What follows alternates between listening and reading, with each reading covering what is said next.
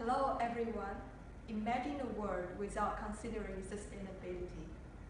Until not so long ago, that is the world we have been living. Remember the London smoke disasters, the Deepwater Horizon oil spill, the Great Haze in Beijing. They are all caused by the ignorance of human behavior. That's why we need global reporting initiatives. Global Reporting Initiative is an international organization that helps companies or governments to recognize the importance regarding sustainability and environment of the earth. Its mission is to care the habitat and the society of us. All of us wish to leave a clean sky and fresh air to our next generation because we know our next generation will not grow under the same sky as we have for today. We still have a lot to learn, but not to rush for the results. And GRI is going to help everyone to achieve this goal.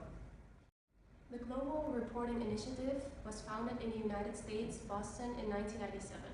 Its roots lie in the US nonprofit organizations, the Coalition for Environmental Responsible Economies, with support from the United Nations Environment Programme. The Global Reporting Initiative is independent, but it remains a collaborating center of the UNEP and works in cooperation with the United Nations Global Compact. They have pioneered sustainability reporting since the 1990s. It transformed from a niche practice to one now adopted by the growing majority of organizations.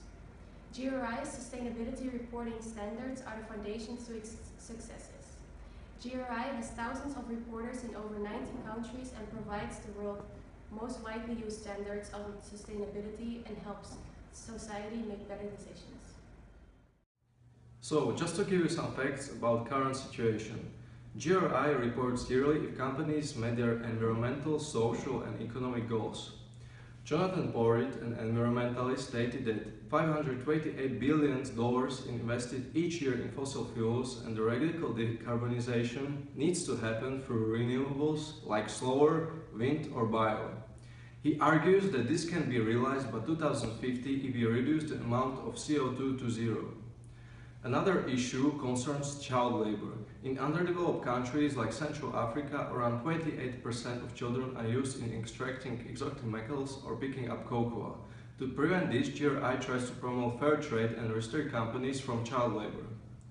The last and very concerning issue is about companies lying about the content of their product on their labels. Research done by the University of Hamburg, Germany, found that Ferrero, maker of Nutella, had been dishonest about the input of sugars in their products. Many companies have become more involved with sustainability and are aware of the need to implement sustainable practices within their business model. Even though companies like Patagonia, Tesla and the Dutch company Tony Chocolonely take action, there are still big players in the market that indicate no solid promise to become sustainable yet. Companies like Nike, Apple, Coca-Cola have not met all standards portrayed by the General Reporting Initiative. These companies have not communicated their sustainable plans clearly in their yearly environment reports, indicating that they are not making the required change to which they should set an example. It is difficult to get companies on board and report their practices to GRI, and it will most likely take a while before the majority will take action. Some measures can be taken, however, to accelerate their participation in these matters. Measures like education, restriction, and fines. In the end, it comes down to what we do today. And you make the decisions today for the future of all generations. So tell me, do you wish upon a world of non-sustainability and inevitable darkness? Or do you stand and take action for Mother Earth by choosing for GRI? You make the difference. That was good.